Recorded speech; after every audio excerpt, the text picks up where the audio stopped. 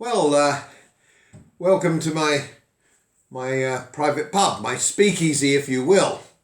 And I thought I'd just sweep up on the year of the corona bollocks that we've been having now for some months. Why the hat? Why the hat?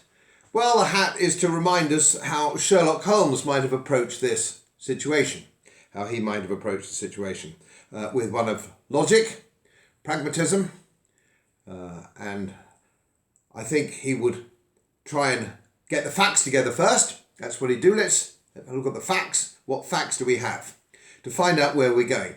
And because, what do we know? We know basically the government has said we're never coming out of some form of lockdown.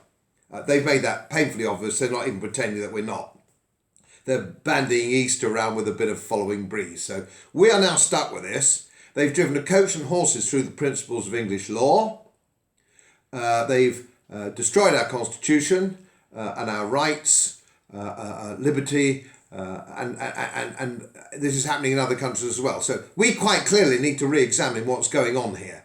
And I've been as gentle as I can in my past videos without trying to turn into some sort of swivel-eyed lunatic. But we've got to take stock. We have to take stock.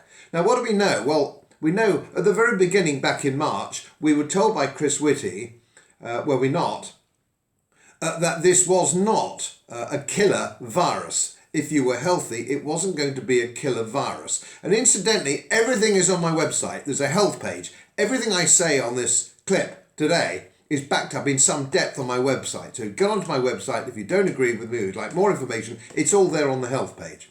So we were told it wouldn't be a killer. Well, they were right, weren't they? If you are healthy, it isn't a killer. The numbers for people under 70 who are healthy, the people who've died from this coronavirus, are pitifully few, fewer than have been killed over the years annually in road accidents. So we know that, that's a fact, and that's something the government got right. But they said it's a very nasty bug indeed, and it will certainly probably carry away the old and the frail, those with what they call comorbidity. So to protect the national health, we are going to lock the country down to save it being transmitted, to save the NHS until they get themselves sorted out, until the NHS sorts themselves out. And in addition to that, we are going to build Florence Nightingale hospitals all over the country for this bug, which of course is primarily one needing social care and healthcare and nursing, not surgery. So we're going to set these up. They set these up, it's very efficiently done. Then suddenly the story started to change. Suddenly we were being locked down for months.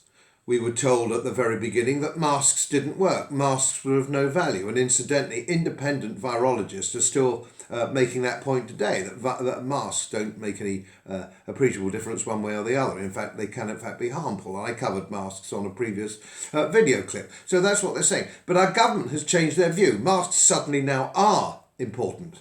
So we've had months and months of lockdown. We've all been walking around like zombies with masks on, face nappies, but now we're coming into lockdown again, which proves that they don't work.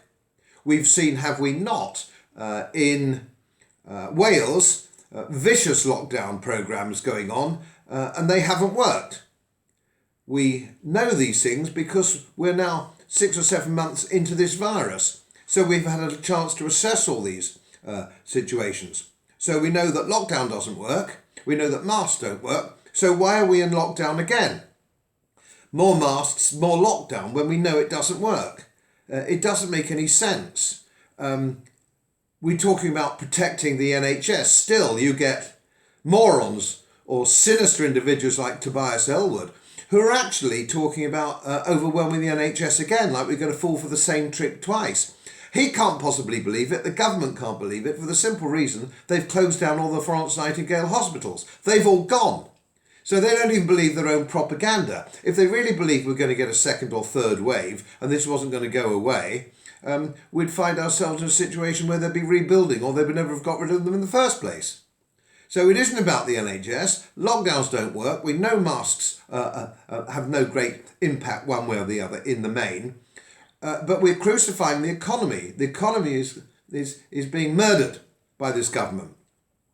And yet we also know, now we're looking at the mortality statistics, that only 1,700 people who were previously fit and healthy have died from this virus. That's fewer than road accidents in an average year. So we know this isn't serious at all. It's a very nasty bug, of course, for old people who are already ill, who have comorbidity. So we know that to be the case. Like seasonal viruses always do, they carry away the old and the sick. It's as old as time itself. We also know that the number of deaths over the last 5 years, we're coming up to the end of 2020, 2020 isn't any more than any other year in the last 5 years. As I said, it's marginally below the 5-year average. So I think what we need to know is what's going on.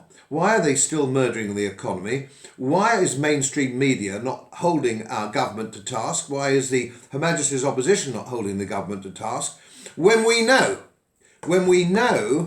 that this is no more serious and far less serious as a bug than the 1968 Hong Kong flu or the 1957 virus. Why is this going on? And I think we're entitled to an explanation. And I think it's a failure of mainstream media. It's a failure of the Labour Party to get a grip of this. And people are suffering. Not people in public sector. Not the people in the public sector. Their salary and politicians' salaries come up with the rations every single month, no problem at all. It's the ordinary people, ordinary small businessmen, self-employed who are being murdered by this. They're closing the pubs so we can't talk to each other. This is a disgrace, and there's something more going on here than there is public health. And we keep hearing about reset. We keep hearing about reset. What is reset? What's this new normal going on? Is this just a matter of political control for the government to keep their foot on the throat of the people until everybody's had a vaccine, which has just suddenly magically appeared in the last 6 or 7 months? Nobody knows very much about it. I've already gone down that route. You must make up your own mind. Is this about political control that we hear about at the World Economic Forum, Davos, the International Monetary Fund? This is now getting very sinister, and I think we are entitled, and we can begin with our MPs, useless though they all are, to ask them what the hell's going on. As most of you know, my work is very heavily independently research based, and I get my information from all over the world. It would help if you press the subscribe button and the little bell next to it, because the more subscribers I have, the more likely it is that international independent research institutes will share their material with me. It's most helpful, and then of course I'll automatically share it with you. So surprise, won't cost you anything. Thank you very much.